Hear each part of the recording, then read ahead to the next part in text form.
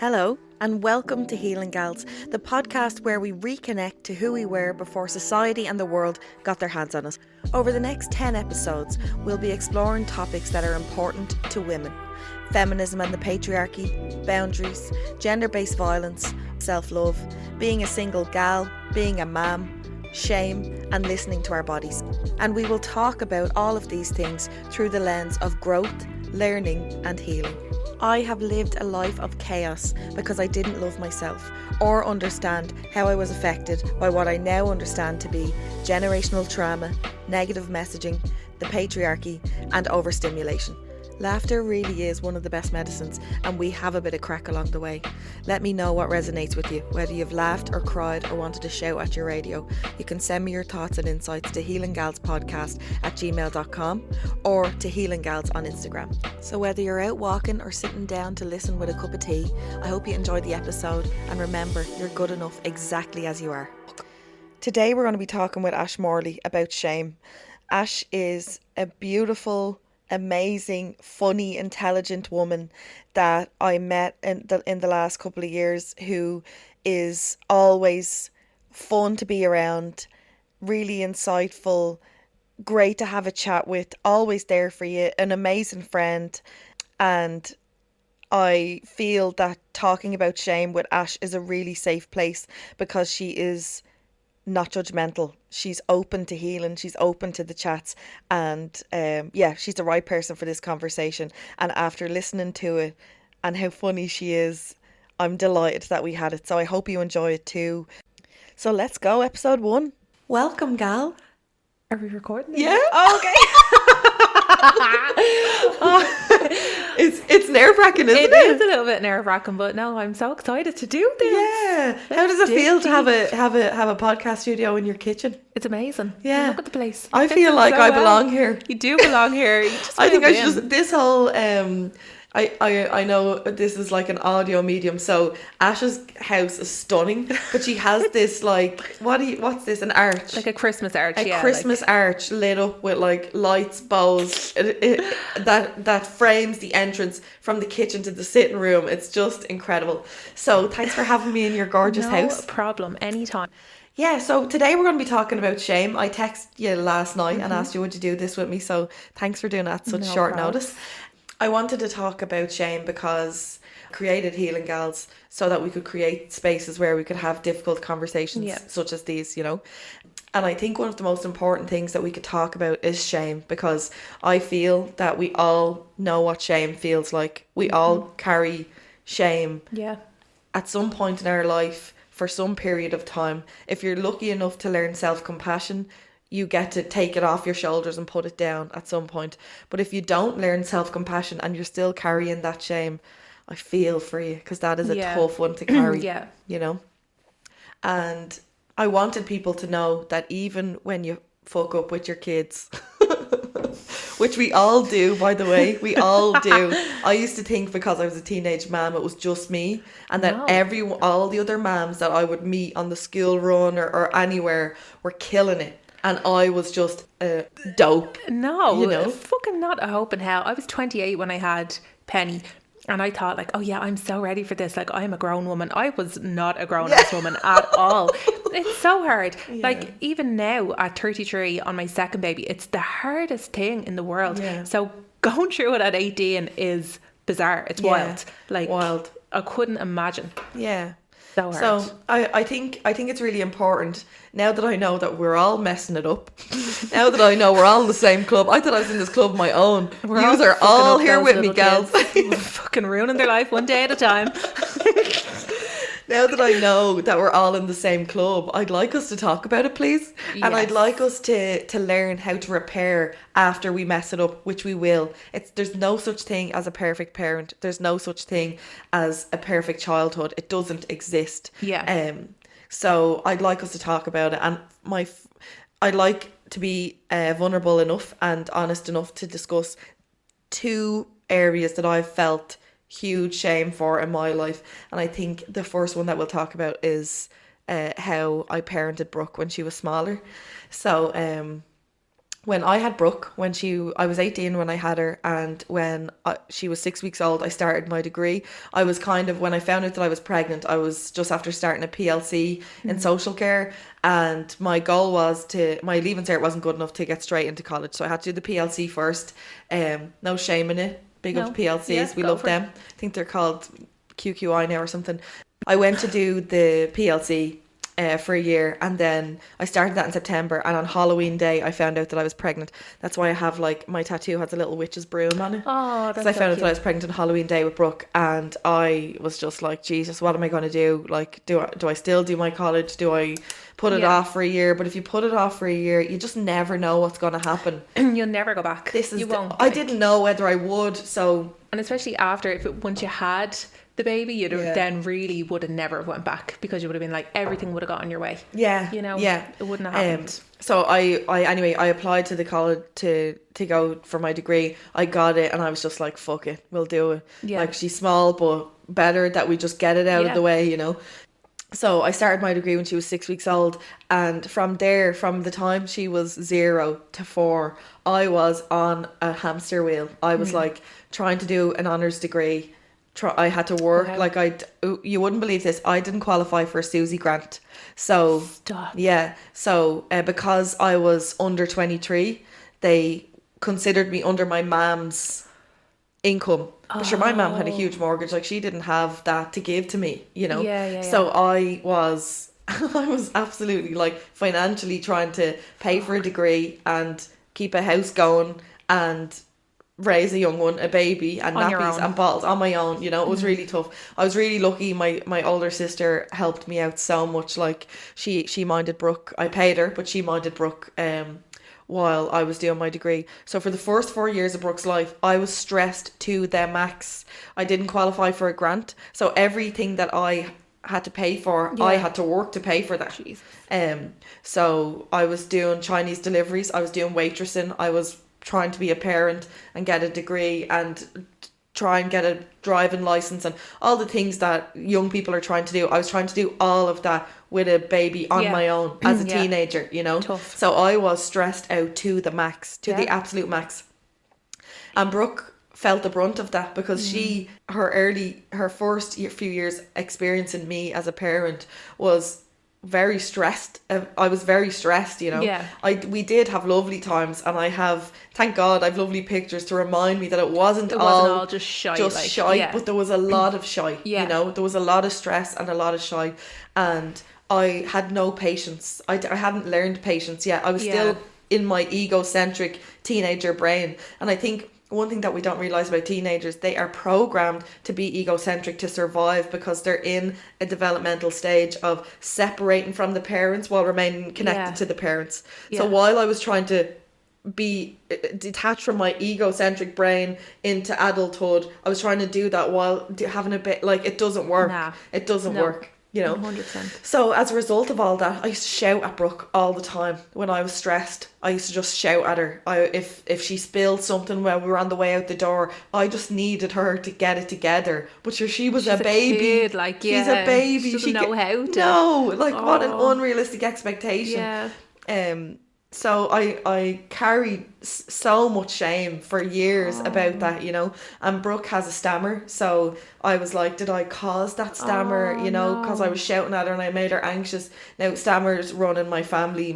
I have aunties and uncles that have stammers. My twin has a stammer, and Brooke has a stammer. So who know? They don't actually know what the cause of stammers is. It's a we can go into stammers another day, but I was really worried that I was after causing the stammer, but I still was too stressed to figure out what to do. I brought her to speech and language, I was doing all that, so I just felt so shameful as I got older, and as things started to calm, and as I started to learn about myself and settle into adulthood and kind of get my bearings and look around me and say, okay, I have a 4-year-old now, okay, I can do this, I'll get a job now, I have a degree, I'll be able to earn good money for us and all that kind of thing. In all of that, she experienced me shouting at her all the time, you know. So I used to just feel such huge shame about that, and I want to be honest about it, because I think there are so many other parents that experience that same level of stress, that are trying to work, and like, especially now, I couldn't imagine doing it now. The price of things, there's no even houses now. Like, there isn't even houses, you know? Yeah. So I'm sure that there are parents out there, particularly young parents or unexpected parents, that are struggling and are finding themselves shouting or losing their patience or whatever, because they're under so much pressure. Yeah. I would invite you to get some counselling. I would invite you to take out anything out of your life that isn't absolutely necessary, and try and slow things down, and just take stock, look around you and say, how do I want my child to say they experienced me when they're 10, 12, 14, 15, whatever, you know? Hard though. It is so tough. Like me and Stephen, my partner, we both work from home all day, every day. And we have our eldest is in school, and the baby goes to childminder 3 days a week. But see, those 2 days, they're the 2 days a week I just get so overstimulated. Yeah. And I go like nearly into like shutdown mode. Come about 6 o'clock, I'm just so ready for the day to be done and the kids to be put in bed. And it's like when you slow down and think about it, I'm like, oh, I shouldn't be like that. I should just embrace the madness. But when you're in that moment, it's so difficult. So difficult. It's so hard to just pull out of it. Like, it really, really is. Yeah. And I think that's really important, what you said there about overstimulation. I think I've designed a program that we're going to be exploring in women's circles in the new year, called the 4 Horsemen. I've called it the 4 Horsemen that block our healing, and that's generational trauma, what you're aware of, negative messaging, the patriarchy, and the fourth one is overstimulation. Yeah. Because I think the way that the world has gone and the way that society is these days, you can't turn your head without something trying to take your attention. Yeah. A phone or a laptop or anything, or the telly or whatever. You go out and there's someone knocking on the door. There's kids dying in Gaza. Do you want to donate? You're just like, Jesus. I can only do so much, and it's no wonder you get to 6 o'clock and you're like, my brain needs to turn off now. I'm overstimulated. And the funny thing is, I didn't realise I was overstimulated until I saw it somewhere, and I was like, yeah, that's me. I'm stressed out. Yeah. I feel like crying. I don't want to do this. I cannot be parent properly. Like, and I always just thought like I was just losing the plot, and I just had a short fuse. Like, but it's not. It's an actual thing, and especially for women as well, because like Stephen is a brilliant parent. Like, he's amazing, but like, he doesn't clean toilets. He doesn't get like the lunches ready for school. Like, he will if I ask him, but like, he doesn't think to do it. Like, it's just men are programmed that way. But for me, I'm always thinking, right, next thing I have to do, I have to get the uniforms ready. Next thing I have to get the lunch bags ready. I have to get this ready. I have to get that ready. I have to do this.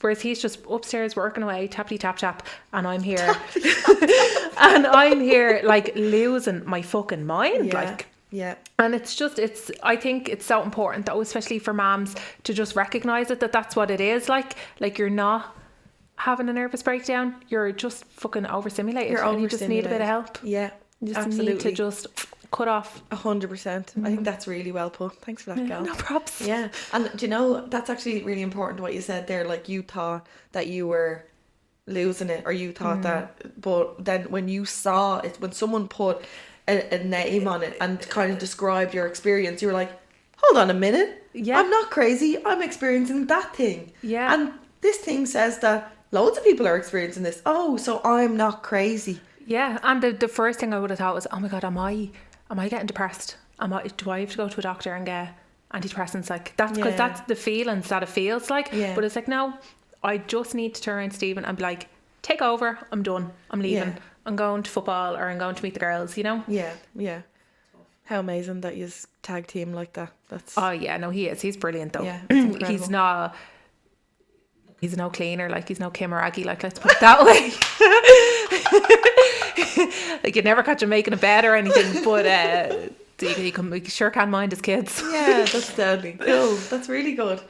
Right, so yeah, I suppose like to bring it back to what we were talking about, I think I just really wanted to make a space where we could talk about shame, because we all experience it. Yeah. Let's take away this whole dirty secret vibe that shame has. We all experience it. I think like the the way that society has gone and this whole cancel culture, it's like if you make a mistake, if you even dare admit that to anyone, you'll be cancelled. You'll be cut off. Yeah, you're just There's judged. no tolerance for mistakes anymore. Yeah. Yeah, so then we have to hold in our mistakes, which turn into shame. Yeah. And that's just rotting us from the inside out, you know. 100%. So, and what I know, I can't remember where the quote was from, but it's like, shame dies when secrets are told in safe places. And I fully believe that, because when I am honest about my shame, or what my true experience has been, warts and all, even the stuff that makes me look bad, I feel the most free, you know. I feel like I have nothing to hide. Yeah. I am living my most honest life, and I accept that, you know. Yeah.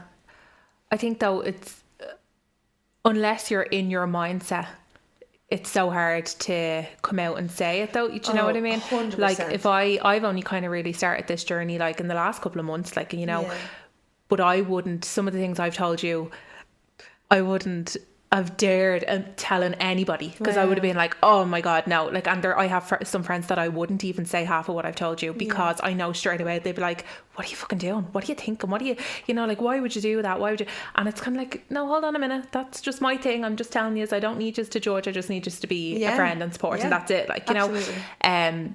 But yeah, I think unless you're in that mindset, it's so hard to come out and Well, and what you just speak said about there it. is, unless you're in the mindset, 100%, but it also has to be a safe place A to safe say place, it. yeah, exactly, you know? 100%. And that's yeah. why Healing Gals exists, because I want to create a place where we discuss the hard things and just take all the shame out of it, take the sting out of it. Who's ashamed anyway? Who, like, everybody put your hand up if you've never felt shame. Nobody? Okay. Like, do you know what I mean? Like, everybody has felt it. Another thing that I wanted to speak about, we're going to actually I'm going to have a little interview with Brooke at the end of this episode. Lovely. And we're going to get Brooke's perspective on her experience of me as a very stressed young parent, and in that I'll model how to repair, because inevitably you're going to traumatize your kids. They're either going to walk in on you in a very you know what I'm talking about. Something's going to happen. There is going to be, you'll forget them in a shopping centre. That has also happened to me. There's loads of things where we traumatize our kids. It's impossible. Listen, write into me. If you, healinggalspodcast@gmail.com, if you have managed to get through raising kids without traumatizing them, I'll eat my words. I'll make you dinner. Congratulations to you. But because I think whatever way the cookie crumbles, you don't get through life unscathed. So the most important part to me is the repair, and I love the repair. I love to create a space where Brooke can honestly say to me, I hated that you did that. I hated that part of our life. I hated that we drove up and down so much at that time for that person. I hated whatever. I wanted to create a space for her to be able to say, my experience of that wasn't good. Can you acknowledge that for me, ma'am? And for me to say. See the way there when we were talking before we started recording, and you had said, like, when you had your interview with Brooke, and you were like, well, how did it make you feel when I done that? And she said, oh, it made me feel like this. I would hate, because I'm so, like, hands up, I fucking scream at the kids all the time, and I hate it. Like, I really, and I do feel really bad after I do it. And like some days, like, depending on the humour of them, if they're being little assholes, I'll be like, I'm not apologising to you. But like, if they're genuinely like, if they're like, I'm sorry, mom, I'm like, oh, now I feel bad. So I'm like, no, I'm sorry, I shouldn't shout at you. But I would hate to get to like Penny or Matilda be 15 and then be like, I didn't like when you done that. I'm like, oh fuck, they've been holding that for the last 10 years. Like, no, like, do you know what I mean? So I think for me, like, I'd be so much more conscious now of it, of screaming at them because why? Who am I to make them feel like that? Yeah. Do you know what I mean? I'm supposed to protect them. Like, I can't be fucking making them feel like they're stupid or scared or whatever. Like, nah, I can't. That's a big eye opener there on that one. Like, deadly. Well, that's the point. So every day is a school day with you, Molly. I swear to God. I mean, poor Brooke is the guinea pig. She's learning all the lessons for all these little kids to come behind her. That's so cute. Doesn't apply to Stephen though. He'll still go order. He's a grown ass man. He can handle himself. That's deadly. Well, another thing that I wanted to talk about, I wanted to share my story about being cheated on because it was a wild part of my life. It was a very hard part of my life, and actually, as hard as it was and as awful as it was, it's what led me to some really intensive counselling and getting a lot of help with how I was. Led you to be kind of here, like. Yeah, it's the thing that brought me to Healing Gals. You know, it's the thing. I would never give that credit. Healing Gals, that I would never credit that person or that situation with Healing Gals. But I definitely was at my lowest point. There were 2 times in my life where I was extremely low, and that was one of them. Yeah. And that led me to this point where I have done so much work on myself and so much reflection, and now I just have absolute curiosity about how I feel and what I do and how I do it and how I parent Brooke. Amazing. And I'm on this. It brought me to a place where my brain is really stimulated in a good way about life, and I'm curious about why we do what we do and how can we improve our lives. There's loads of things that are happening that are taken away from our lives, and I want to create a place where we feed ourselves, like nourish our self-esteem and learn about ourselves, you know. So it started out you know some of this, but maybe not all the details, you know. So it started out, I went on Tinder, I met a guy. We're going to call him Carl with a K. Carl with a K, yeah. Okay. I met a guy on Tinder, and for like the first few weeks, it was an absolute whirlwind. He was like training to be a fireman. He was like, he went to the gym. He used to come down, sweep me off my feet and take me away. And, you know, I was like in the trenches trying to like be a man, run a house and do that. So this was like so such exciting. An escape, like. Yeah, it was such an escape. I didn't tell him that I had a daughter, so like I would just be like, I'm busy. Or at the time I was working overnights in social care. I was working in a children's residential centre, so I was working like 25-hour shifts. So how long did you not tell him about Brooke for? A couple of months. Oh wow! Okay. Yeah. I didn't. I was really enjoying like the escape of the whole thing. I didn't intend for it to be a relationship. Right. Okay. So, and also when you're online, you would be surprised the amount of people that advertise that they have kids. I don't understand it.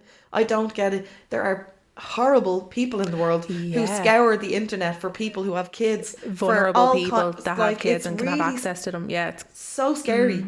So I would never go online and straight away say to someone, yes, I have a child, because what if they're online to find someone with a child? Oh, 100%. So whenever I would go online, I'd meet someone, I would meet them and I would go for dinner, and they wouldn't know a thing about my daughter until I kind of sussed them out to see, are they here for the right reason? Are they a good person? Not a pedo. Yeah, you know, absolutely. Yeah. But like people met, like obviously I haven't been on like I've only ever been on Tinder looking at men. I've never been. I don't know if women put up pictures of their kids. I would hope that doesn't happen, but men have no issue with it. All their photos have them and their kids and all in their profile. It's such a selling point, like for them. Look at me, I'm a great dad. No, I don't think so. I think I think it shows terrible judgment. Don't put your kids on Tinder, okay? You just please. So anyway, we were together a couple of months, and then one night we were in his house, and he said to me, was that your little girl in a photo? I was Snapchatting with him, and Brooke must have been in the background or something, and I said, yeah, it is, because by that stage it was a couple of months. I could tell that he wasn't with me because I had a child, all that stuff. Obviously couldn't tell he was a good person because spoiler alert, he wasn't.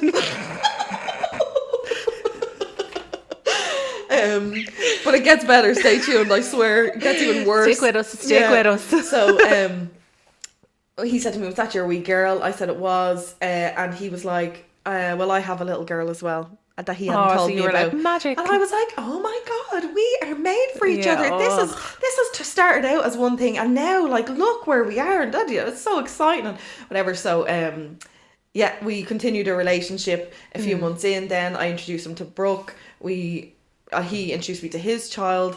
I would drive the two kids to football matches. He'd be going to play football somewhere, and I'd bring the kids. We'd watch him, cheer him on. Yeah, Carl with a K, loser. If only I knew. So that was grand. And then we were together for like 2 years, give or take. Over the 2 years, loads of things happened. Loads of really, really big red flags that I was just like, where? It's not red. It's more ombre. You could call it like tangerine. I don't know. Like it's not red. Is that red? Is that I don't know. What's my favourite colour? Red. Couldn't tell a fucking red flag if it hit me in the face. So, loads of different things happened. He'd go missing for a night, he'd go missing for a day, he'd go missing for 2 days. Then there was a stage where then I'd find things in his apartment, a razor on the side of the bath, and he's telling me that he was shaving his face on this. What, will I go a women's bick like? Oh, yeah. Oh, okay, yeah, fair play to him. Yeah, Venus. Oh, Venus. An orange one though. Anyway, Solel or something. I don't know. So I was like, right, well, a razor on the side of the bath, as long, like, but I also didn't have a da, so I don't know. What do men do when they're in the bath? I haven't a fucking breeze. I don't know. So, like, when you don't know, you don't. You're just like, right, men must do this kind of weird shit. I don't know. Did you have a mirror? Like, where you look at, he had a full beard. Oh, Molly. Gal, the chap had a full beard, so he would only ever shave, like, say, under his eye sockets down, like, an inch from his waterline. With his Venus? To here, with like a little, like just to tidy up here. So I thought, oh, he doesn't really need a... Anyway, listen, I know. That's okay. Go on. Red flag number 1. Continue. Then I'd find skincare in the bathroom, in the ensuite of the bathroom, and he would say it was his sister. So he lived... Did you know what? I'd respect him more if he said it was his, that he's really into fucking skincare. Because like, some men are really into that now. Like, if he had just said it was his, he would have been grand. No, he said it was his sister's. Now, we were together for 2 years. We lived between my apartment and his apartment. I never moved in with him, but we spent a lot of time together when I wasn't on 25-hour shifts, like 2 to 3 times a week. Like, that was like, there's like 4 spare nights there where I'd have to have a couple at home, but then I'd have a couple up at his house on the weekend with Brooke or whatever, and then he'd be down at my house or whatever. So where he got the time from, I've no idea. So anyway, these things were happening. I'd find things. At one stage I found a key ring. So like, obviously I'm spending a lot of time there, so I'm cleaning that gaff. I'm loving all the stuff you're finding. Yeah, I'm cleaning that gaff, right? All the time.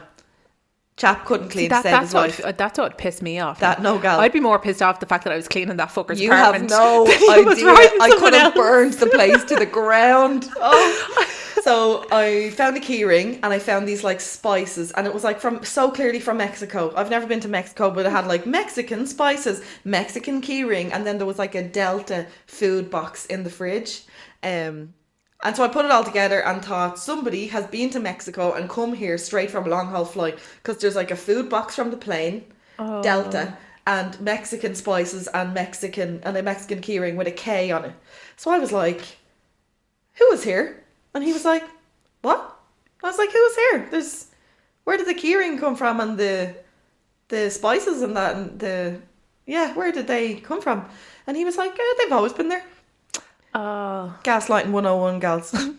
If he tells you something has always been there and it hasn't been there, run. Put your runners on. Don't stop. Don't pass go. Don't collect £200. Just run. You stop hoovering that fucking apartment and you get the fuck out. Smash a window on your way out if you can. So I was like, no, that hasn't always been there. Are you joking? That's crazy that you're saying that to me. I clean this gaff every week. This keyring was not here. He was like, it was. So there was that. Then I was like, what about that food box there from like Delta? This is clearly like somebody came here from Mexico now. And he was like, Hello Fresh. He said, Hello Fresh. He said that the food box, there's a guy in his work that the guy's wife works in the premium suite in the airport. So he always brings like the leftover boxes like into work. You sure he wasn't lying? What? Maybe he's telling the truth. You're falling for it. And you know the ending and you're already falling for it. Oh my God, he's the worst. Like, so I was just like, right, like it didn't sit with me, but like, what else am I going to do? Am I going to stand there and fight for 200 hours? Or am I just going to be like, right, well, it doesn't really make a whole lot of sense, but I don't live with him. You know, maybe that it's possible, you know, like the way you just said there, like, are you sure it's not true? Because like when someone like has such a good answer for you in the moment, you know, scumbag. I'm just going to periodically, in case he's listening to this, I'm just going to periodically like drop little insults in. Fool! Ash, you feel free to do the same. Yeah. Okay. So there was different things. Then, what else? Yeah, so then one time I went to go to my side of the bed. We got a dog together as well. Oh, wow. Yeah, a big Japanese Akita. Like, my son was like, I thought I was his only man. That child had multiple mothers, let me tell you. Everywhere. Julia Roberts hadn't got a patch on her stepmom vibe. Oh, poor Susan Sarandon. I know, what queens.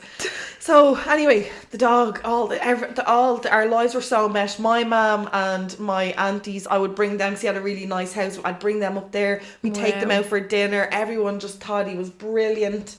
So just all that to say, my family was very entrenched with him and in our life and stuff. He hadn't included me so much in his family until a point, and then I was like, listen, this is weird, and I was, because of the few things that I found, and then that he wasn't including me in his family. There was a family christening coming up, and I was like, listen, if I'm not going to that, then what are we doing? Like, we're either in or we're out, kind of thing, you know. Red flag. And then so I met his family at the family christening. Like, I was like, right, there have been kind of question marks, but this, okay, I can accept this now. He's shown a commitment and all that kind of thing. So then, there was just so many. I could sit here. Yeah. So then one time I went over my side of the bed. I have to walk around the bed to get to my side, to get to my locker beside, and that's where like the dog would come around and lie there with me and stuff like that. So I went to get my charger out of my bedside locker in his room, and all my stuff wasn't in the locker, and I was like, "Where's all my stuff?" So he was.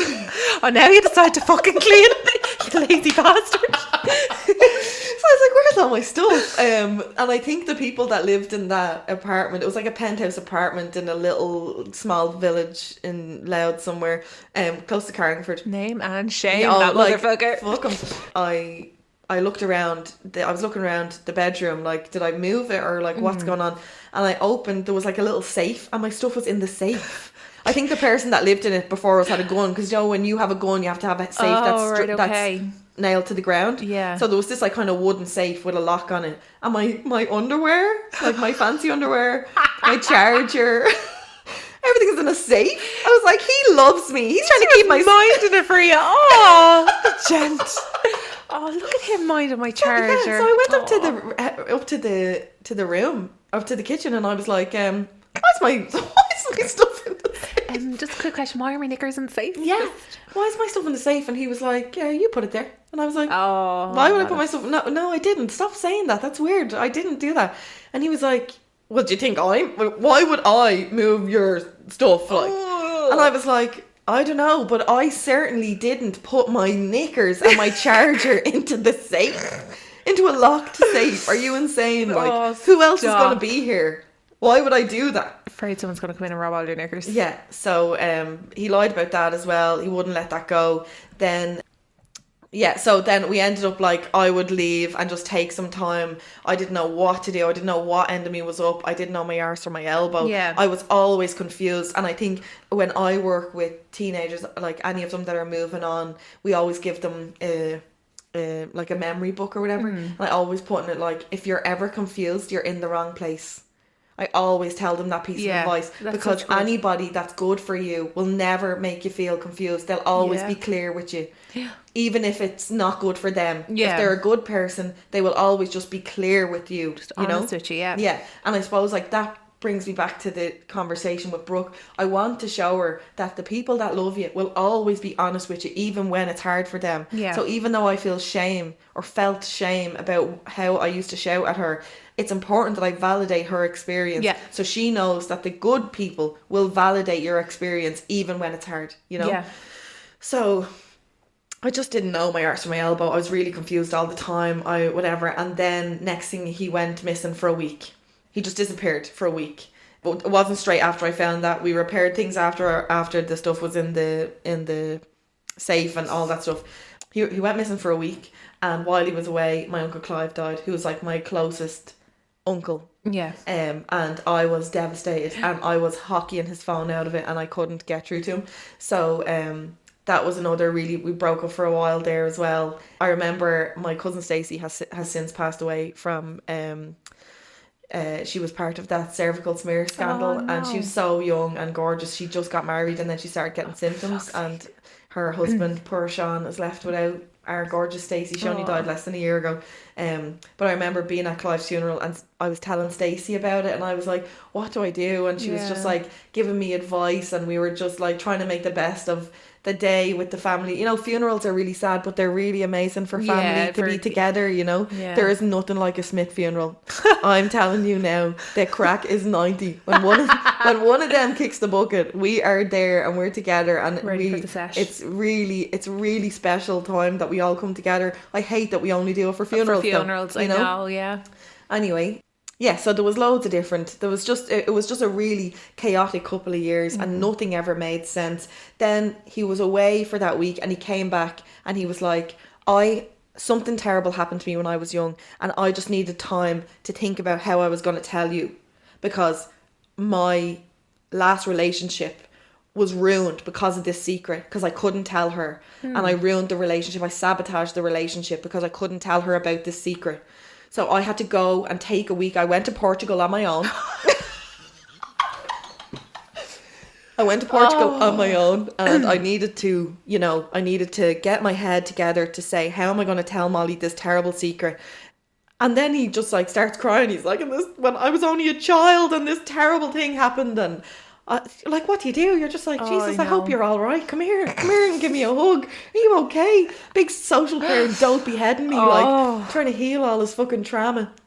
Did he have trauma, or was this just like a big elaborate... I don't believe it. I don't believe it now. Right. Yeah, like it's possible, but I don't. Like, listen, you couldn't believe the thing the chap said. So like, what? How can you like nothing? You know. Okay. So then, anyway, this is where the shame kicks in, as if that wasn't enough. In the end, I broke up with him. In the end, we got back together after another annoying time of not being clear, or things not making sense or whatever. We got back together, and I said to him, this is it. Like, I can't continue to live this way. It's really bad for Brooke. This whole in, out, shake it all about. This isn't the fucking hokey pokey. Get it together, dude. Like, either we're doing this or we're not. So we decided we'd give it a go, and it was coming up to Christmas. And he, and somewhere in the breaking up and all that, he had started coaching a ladies' football team, like a women's football team. Oh. Yeah, and I was just like, right, that's new. Where did that come from? Like, he plays rugby and he plays football, but he had never expressed any interest in like coaching a women's team or anything, and I was just like, cool story, bro. Like, okay, you're coaching a women's team now, right? So he was like, I don't want you to ever worry, because like obviously along the way I said to him, like, I'm worried that you're cheating on me, like this like you disappear, you do this, and he was just like, I actually really don't like being accused. Like, I don't like being accused of something that I'm not fucking doing. Like, if that's how you feel about me, and then I'm like, no, I'm just saying, like, I'm, you know, poor little Molly was scrambling for love because she didn't love herself, you know, and was accepting the dregs of society, which is what that chap is. So this D-Day, the weekend came, we were doing grand as you could be doing, and on the Friday night, he had his work Christmas party, and on the Saturday night was 12 pubs at Christmas with this ladies' football team. And he wanted to bring me to this 12 pubs thing, so I knew that there was nothing weird going on, that, you know, this is just a passion, that he loves football and whatever. And I was like, yeah, I'll definitely go to that. Yeah, no bother, like, I'll go and meet all them girls. Sure, I love women. I love groups of women. I love to crack with women. Women are so powerful. So I was like, absolutely, 100% I'll go. So the Friday night came, I was at home tanning myself up to bits. I was going to be a bronze goddess going to this 12 pubs thing. I was doing my nails, doing my hair. I love to get dressed up. It's one of my favourite things is just taking time to put eyelashes on myself and make myself feel all gorgeous for myself. I love it. It's like, if I'm getting ready for anything, Kev comes into the room, I'm just like, I'm having my time, because I love it, you know. Yeah. So I'm at home in my element, getting ready, so excited. We're going to go out for a meal tomorrow, and lovely drinks, meet all these cool gals, and my brother was taking Brooke for the night, so I was going to drop Brooke up to Cavan and then come home and everything. So the Friday night, I'm here trying to get my tan Thursday going on a Friday, and my phone, he just won't stop texting my phone. He's like sending me I love you, and I'm like, Jesus, he's fucking well on and it's early. And excuse me, I was thinking, he's well on and it's early enough, like, and I love you, and I can't believe that I ever didn't treat you the way you should be treated, and like just like hockeying my phone out with like lovely messages. And I was like, I love you too, like, just your friends are going to think you're such a loser. Put your phone away and go and have fun. Or they're going to think you're one of them blokes that like has to be like constantly on the phone to his girlfriend. And I hate being on my phone. And that's love bombing, by the way. Yes, that's love bombing. Yeah, well done, Ash. Well another done. Episode. And the love bombing, that's such a good point that I'm glad you said. Every time that we would try to repair after a rupture in the relationship, as in like he'd go missing or whatever, the love bombing would be unbelievable. He would cook me, treat you better. I know, flowers, so stupid. all these like gorgeous huge gestures, and come down with like things for my mum and things for Brooke, and just like love bombing to the max, you know. And when you don't love yourself, that's crack cocaine. Oh my god, that is crack cocaine. Inject that into you, like, hook it to my veins. You can't. When you don't love yourself, you cannot get enough of that. So that's why we all need our counselling. Learn to love ourselves, gals. That's, you know, healing gals. Here we come. So there was all that. He went to the night out. He wouldn't stop texting my phone, and then come like midnight, he was like, "I'm in the labba. It was a great night. Can't wait to see you tomorrow for the 12 pubs." And I was like buzzing, can't wait. So I got into bed and I woke up at 7:30 on Saturday morning, as I do every day. I can't sleep past that. It's just the way my body clock is. Got up at 7:30 and there's a voice note on my phone from his phone at 3:00 in the morning. Keeping in mind, he had just told me he was in bed at midnight. Oh my God. But he lived over a pub. So I was like, he's after going, he went in there for a fucking, he probably heard that there was crack going on downstairs and he went down. I was like, mad bastard, he's going to be wrecked for today. But I knew he'd still go. I wasn't a bit annoyed. I was like, good for him. Like, I love to hear that someone is having a good time, you know. So I stood up out of my bed, picked up my phone, unlocked it, started walking towards the bathroom, pressed play from his phone. So it's his profile picture, but a woman's voice is on my phone. And she's like, "Hi Molly," let's call her Linda, right? "Hi Molly, my name is Linda. I know all about you, Molly. I've known about you for quite some time, but I thought that you were his sister. I'm Linda. I'm Carl's partner for the last 3 years. Blah, blah, blah." So he had been in relationship with this woman the entire time. Right? I got sick on the spot. It was like someone literally just squeezed my stomach, and I just got sick on the spot in my bedroom. And I was just like, so it was a 3-minute voice note. And she said in the voice note that she and her partner, Carl, were at this wedding, one of her best friend's weddings in Malahide, with her mum. And her mum was like, "Why is he on his phone all night? What is going on with him?" And then every time, she said he spent most of the night in the toilet, and every time he'd go to the toilet, she'd go on WhatsApp and see that he was online in the toilet.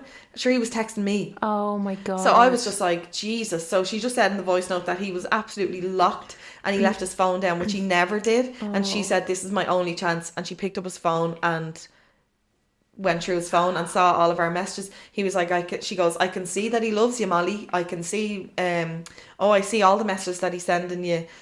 He certainly doesn't speak to me that way. So he obviously," and my heart broke for me. My heart broke for her. It was a disaster. So at the end was this the mother of his kid? No. Oh. No. Okay. Oh, okay. No. We're going to get there. Okay. We'll get there. So it was, I got up at that time. I was smoking cigarettes. I was smoking like a train. I was out sitting in my back garden in winter. I was shaken from shock, shaken from cold, shaken from like the realization that like everything, all the things were coming back to me. The skincare, the key ring, everything was coming back to me, you know. And there are only a few bits that I've told you. There was loads. Oh yeah, I'd well imagine.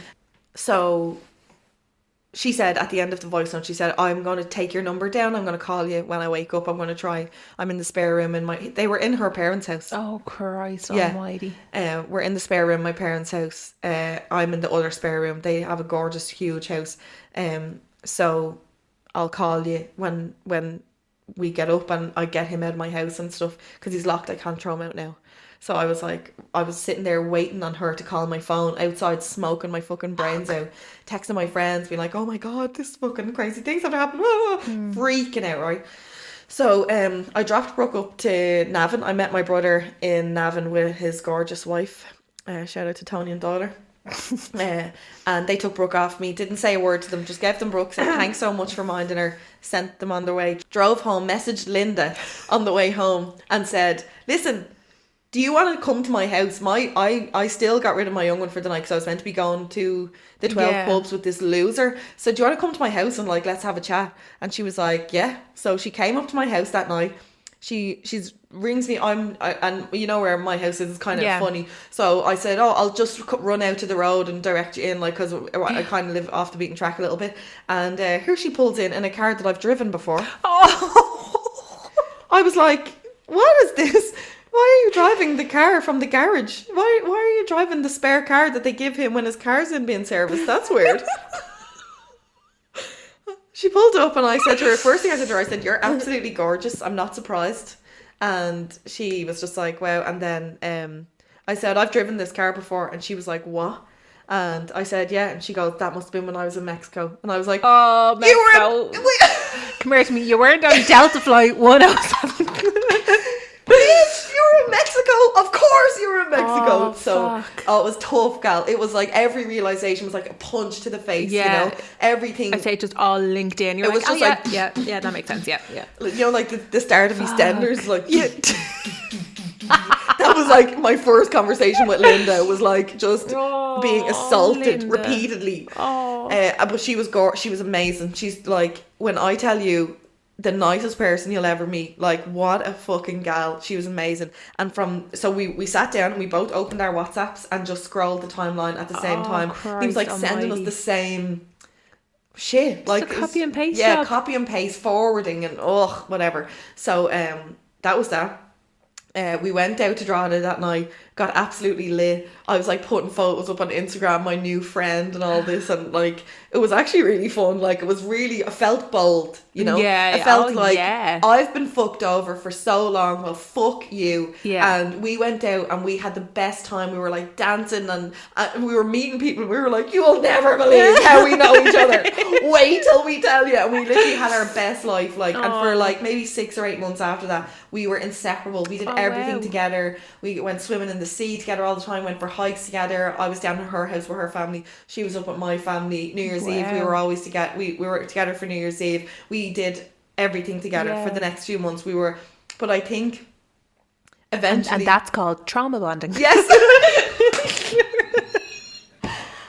Ash Morley, you're incredible, gal. Oh my God, well done. That was amazing. That was like a really confusing time in my life, but like really was very healing to spend so much time with such an amazing person, and we just held each other up, you know.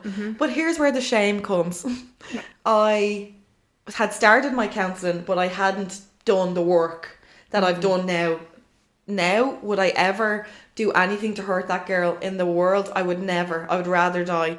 But at the time, I still didn't love myself. So it was really exciting to have this new friend and we were spending all this time together. But deep down, I still didn't love myself. So I was always going to go back to negative patterns, to self-sabotaging patterns to find love. That's what I know now. But at the time, so we went, I think it was like the summertime or something, and my landlord got in touch to say that he was coming down to do like his bi-yearly inspection or whatever.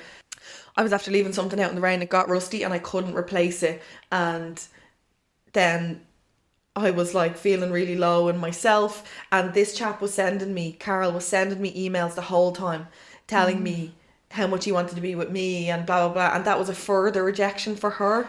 So I didn't tell her that I had been getting these emails or whatever. And then he started saying that he was going to kill himself, that he couldn't live anymore without me. He was sending me photographs of like rope, of this blue rope, and telling me that he was going to go down to the local quarry. And like my brain was absolutely scrambled. Keeping in mind, the reason I was in this situation in the first place, because I didn't love myself.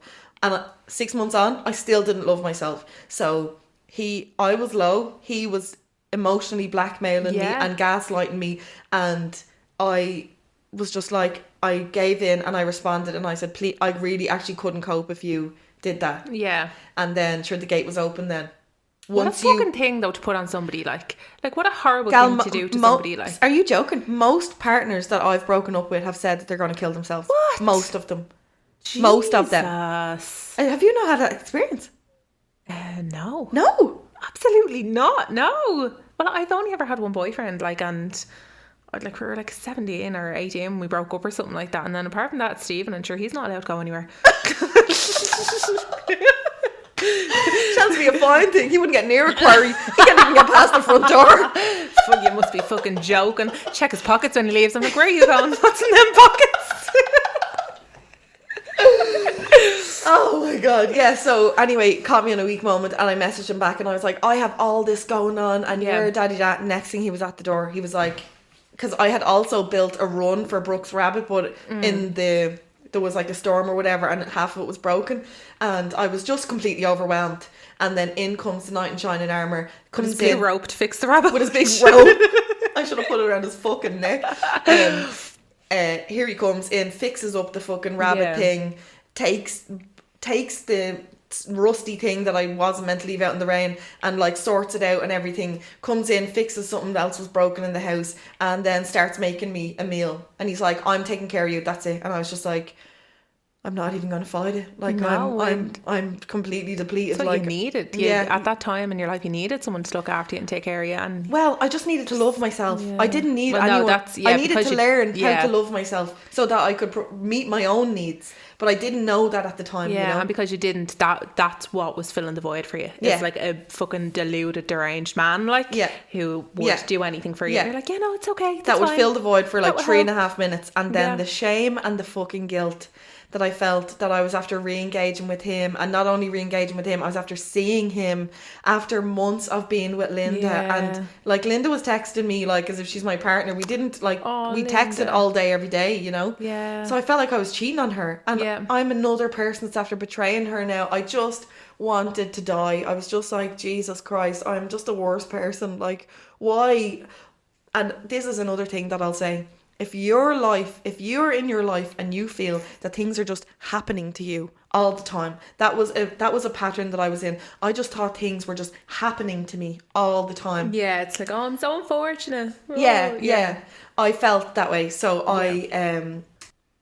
so at the time I just felt that all of these things were happening to me. And I now know that things don't just happen to you. If you're in a pattern of your life where you feel things, it's just one thing after another, after another, after another, you need to get back to basics and figure out how you feel about yourself, your awareness of yourself, your understanding of yourself, and your self-compassion. And that is your foundation for building up your life again. And when you learn self-awareness, self-love, self-compassion, everything changes because your priorities all of a sudden are crystal clear. So at the time, I didn't learn self-awareness, self-compassion, self-love. I didn't know them. So I didn't know what my priorities were. I was just trying to fill a gaping hole in my chest all the time, you know. And I filled it with Linda for a while. And then that Carl shitebag came back on the scene. And then for about 5 minutes, I filled it with him. And then Linda rang me and said, were you talking to him? She had been texting him because he owed her thousands of euro. Yeah, he never took money off me, but he took loads of money off her. She's like, she is doing fucking well. She is a competent, wonderful gal, and doing great in her career. She's amazing. But he took total advantage of her because she's a total softie and a really good person. So he took thousands off her. So she was texting him periodically throughout the 6 months being like, where's my money? Like, give me back my money. Anyway, he wrote back to her and he was like, oh, you're only saying this because I'm talking to Molly again. I'm sure I hadn't told her. So then she rang me and she was like, are you talking to him? Oh, Carl. And I was like, no. Oh, Molly. I know. And I then gaslit her. Oh, no. Yeah. I got off the phone and I cried my eyes out and I called her back and I said, I can't believe I lied to you. I said, I did. I was talking to him. I was. I'm sorry. I know I'm the last person in the world that you thought was going to do this to you. I'm an awful person. I don't know what else to tell you. I know that you'll never be my friend again. I'm so sorry. You deserve so much better than this. I don't know why I'm like this. And now I do. Now I know I didn't love myself and I didn't have any self-compassion, and I was just trying to survive and fill a hole in my chest, but I didn't know any of that at the time. So the shame, I just felt like I didn't even deserve to have a friend, you know, like that I would do that to another woman, that I would do that to a woman that was so good to me. The shame of it used to eat me alive because I didn't understand it. I didn't understand why did I make that decision, and why do things keep happening to me. Things don't keep happening to you. You are attracting chaos into your life because you don't love yourself. You don't love yourself enough to slow down and take time to think about things and analyze things and say, is this good for me? Let me just analyze this situation here. He disappears all the time. He does this. Is this a good person? No, I deserve way better than that. I'm not going to accept that. When you don't love yourself, you're just like, whatever it is, it'll do. It'll do, you know? And like the sad thing is, like, there are so many women that just don't love themselves and are just accepting that, and that's it. And it's only when it gets like so bad, then they'll walk away. Like, I know people that just will not walk away. You know people that won't walk away, and it's like, oh, if you just knew, if I could just shake it and tell you, no, just do this, think like this. Obviously you can't, like, you can't. It's so mad that one thing can just trigger a huge amount of events in your life. Like, it's mental. If you ever worry about like a friend that's in a relationship with somebody that's you telling them to leave them, you may as well be banging your head off a wall. Brick wall, But what you can do for your friend is build her confidence at every opportunity. When you see her succeed in work, or you see that her toe looks particularly nice that day, you tell her how amazing she is all the time, because all we need is to learn how to love ourselves. And when she says something about herself, say, my angel, don't say that about yourself. I love you. You're saying that about my friend. And then help her learn how to love herself. Get her into counselling. So sad. What, 8100? So sad. I don't know what the number is.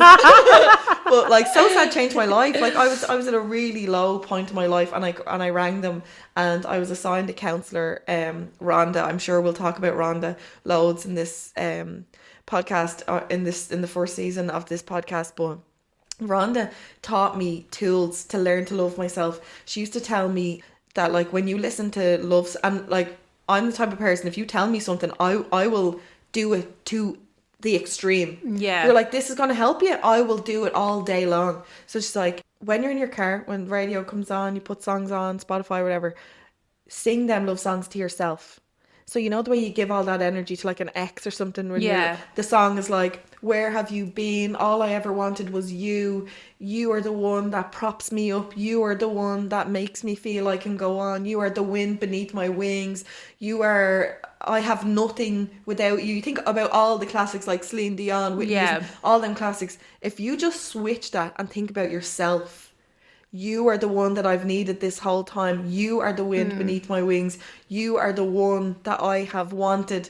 Where have you been my whole life? Now that you're here, I can live. Now that you're here, I can love. When you think about all these songs and you apply them to yourself, you're just like, oh, my angel. You know? That's how I feel. You know? And when Rhonda used to give me these tools and tell me these things, I used to take them so seriously, and they changed my life. No, they work, obviously. Absolutely. I would not be where I am without Rhonda. I was like, I'm engaged now too. I've attracted like the best person in the world, like the best one, gals. I have the best one.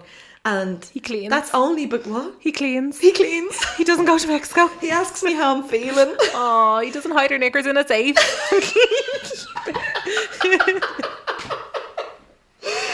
Oh my god, Ash, you're so funny. I'm with somebody now that loves me so much for exactly the way that I am, because I love myself exactly the way that I am. I love myself without makeup. I love myself with makeup. I love myself. I love my belly. I love my legs. I love my arse. I love myself entirely. And he loves me entirely. Because I love myself entirely. That's how it works. That's what I've learned, you know. So if you can at all, learn how to love yourself. We'll be doing these tools regularly on Healing Gals. I will be dropping these little nuggets that Rhonda taught me all throughout this season, and apply them to yourself and take them on seriously.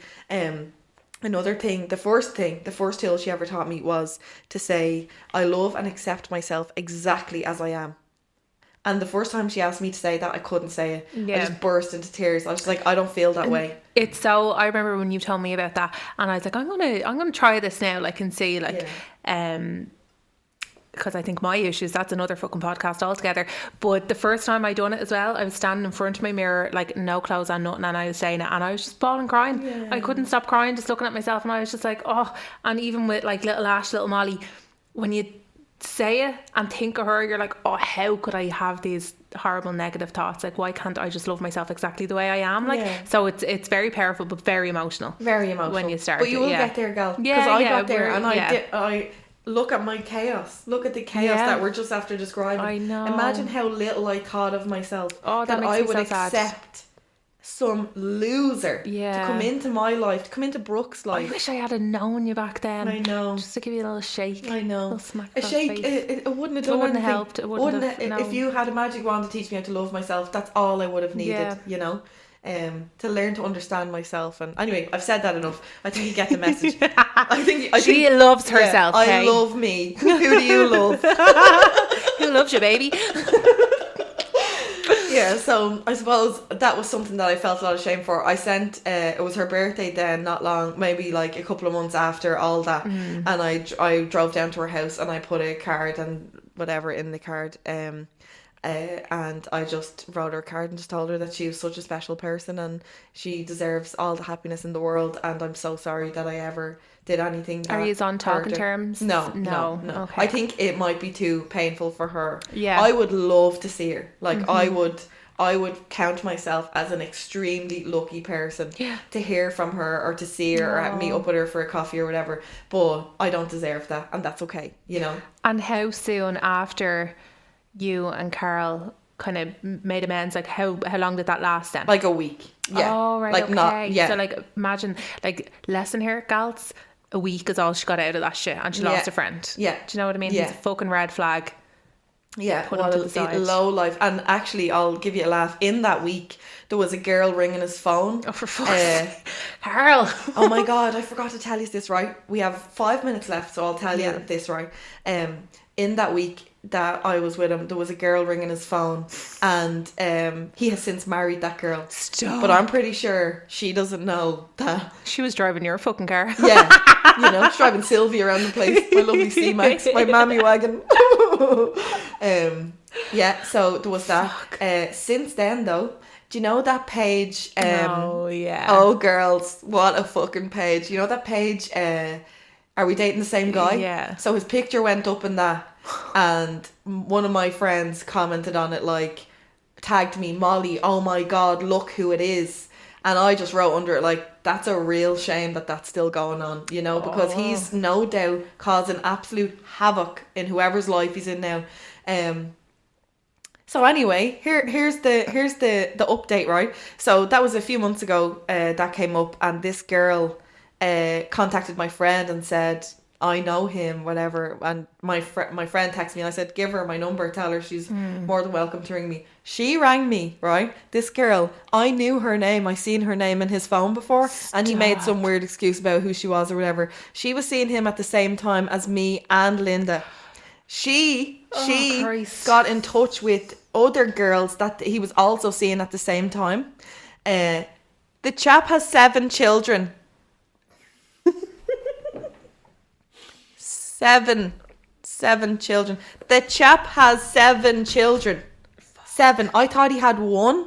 He has 7. Where did he get all the time? Like, where did he get the time to see his kids, live with you, live with he doesn't 15 see the kids. Other women? He doesn't see the kids. He sees one of the kids. He's after having a baby with the one that he just married, but he has 6 other children that he doesn't see. Oh my God, I wonder, does his new wife know about the 6 kids? I don't know. Well, I suppose maybe not. Yeah. He's like a real life Dirty John. Yeah, and when I see those programs, Dirty John, there's a new one on Netflix called The Bad Surgeon.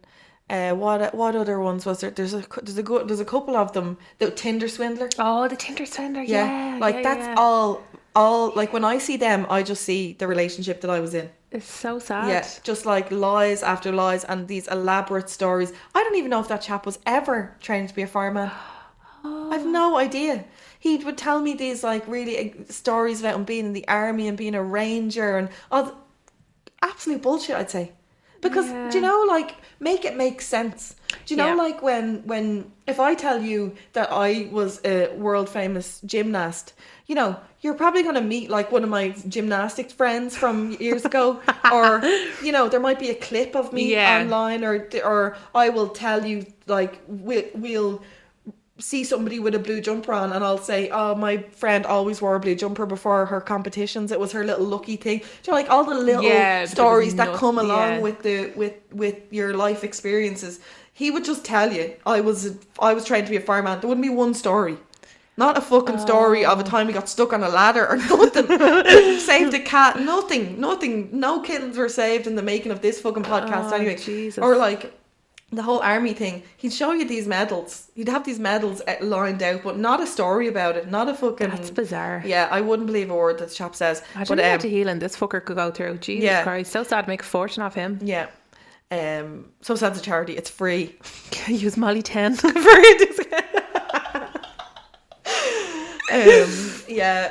just if you do, if you're listening to this podcast called Healing Gals, you might want some healing, and this podcast and my women's circles aren't a replacement for counselling. That your counselling is very much individual to people, but my women's circles and the podcast is very much about just creating awareness and putting the message out there that it's safe to tell your secrets when it's safe to do so. You know, it's good for you. It takes that weight off your shoulders, and if you can learn self-love, self-awareness, self-compassion, you're winning. You're literally winning.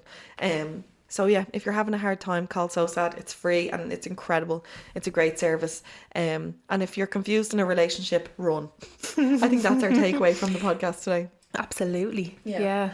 But that's if you see that red flag, it's a fucking red flag, okay? Yeah. The red flag is red. Stop trying to squint and tilt your head and say, could it be orange? And like, as well, like, you know, I know you probably think at that moment in time that this is all I have, it's all I think. It's not. It's 100% not. Like, there's a person out there for everyone, and your person is there. You just need to, like Molly said, attract it. Yeah.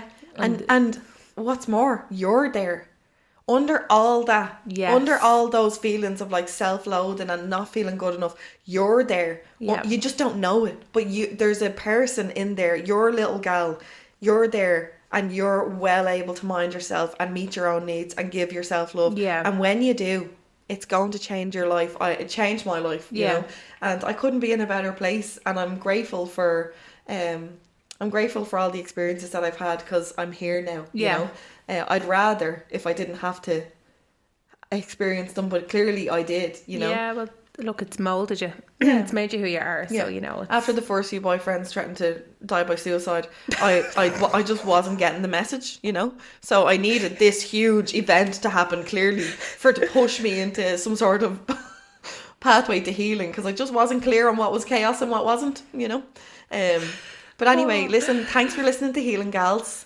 Ash, thanks so much for being on. Thanks for having me. Will you come back? Yeah, obviously. Like I said, we have to unload my whole thing. Would you like to do that? Yeah, well, I think I don't know if I want to cut this bit out, but yeah, I think like for me, like I've never heard a podcast with somebody talking about like, I think I have body dysmorphia, I think I hate the way I look, blah blah blah. So yeah, I wouldn't mind if anyone could get something from it, like, because I'm fucking not getting it at the moment. So okay, cool. I'd love to. I think that'd be great. 100%. Yeah. Okay, deadly. Well, stay tuned for that, and thanks for listening to Healing Gals. Bye everybody. Bye. And that was our first episode. How incredible is Ash? She is so funny. I hope everybody enjoyed the episode. I did record a little interview with Brooke, and we spoke about the shame that I talked about at the start of this episode, and we discussed how her experience of me in her early childhood has affected her and has left her with some anxiety and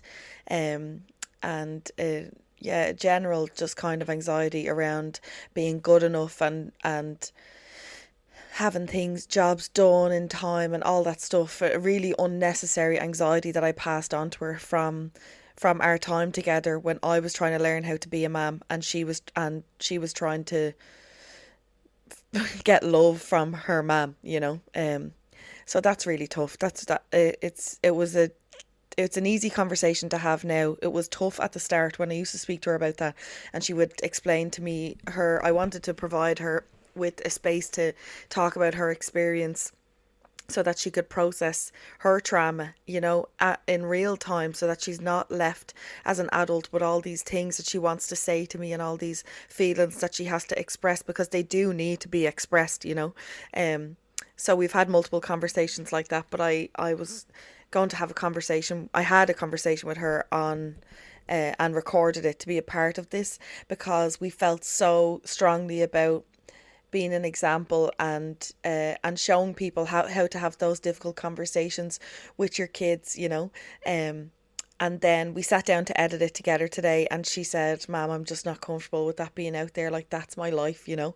And I said, "That's fair enough." And I said, "Well, would you mind if I described our conversation?" And she said, "I've no problem with that. I just don't want to be on a podcast talking about my life." I said, "That's fair enough," which is completely fair enough. Incredible, amazing that she's comfortable enough to say to me, "Ma'am, I know you're doing this project that you're really excited about, but my needs are important here." So I'm glad that I gave her that, you know, that ability to stand up for herself and say no, even when she can see that her mum is so excited about this new project, you know. So I'm so proud of her. And I suppose in the 15 minutes that we spoke about it, I created space for her by asking her to tell me what was her experience of me when she was small. And she said that she experienced me screaming at her all the time. And we spoke about that. And then I asked her, what did she tell herself about herself when I would be screaming at her? And she said that she told herself that she was stupid, because if she just remembered to unload the dishwasher, or didn't spill that thing, or picked up that sock, then I wouldn't have been shouting at her. So it's her being stupid that caused it, and not the fact, which is that her mum was a young person, too young, having a baby with no support from the other parent that's supposed to do that, and as a result was screaming at her child, you know. And then the last question I asked her was, how has that affected her in her life today? And she said that she carries anxiety with her today because of how I shouted at her. So I wanted to share that those conversations are possible. They are so healing. They are worthwhile, even though they're difficult. And if you want any advice or support with that, send me a message. You can send me an email onto healinggalspodcast@gmail.com, or you can send me a message on Instagram. And we can talk, you know. Like, healing is in talking. It's in talking and processing emotions and processing experiences. That's where the healing is. There isn't a magic wand that comes along and magically makes you feel better about negative experiences that you've had. It's just in the talking and the processing and doing it in a safe place. So I don't know how to wrap up a podcast. This will be my first one, so rate us, please. Rate the podcast, or if you could send it to your friends, send it to your family, send it to your sisters, send it to whoever, send it to your kids, if they're old enough. And I hope you get a lot from it. I'm looking forward to releasing the rest of the series. I think it's a collection of really worthwhile, important conversations, and I can't wait to hear how how different bits and pieces from different conversations resonates with everybody. So with that said, I'd like you to just remember that you're good enough exactly the way that you are, and we'll see you on the next episode. Thanks so much. Bye.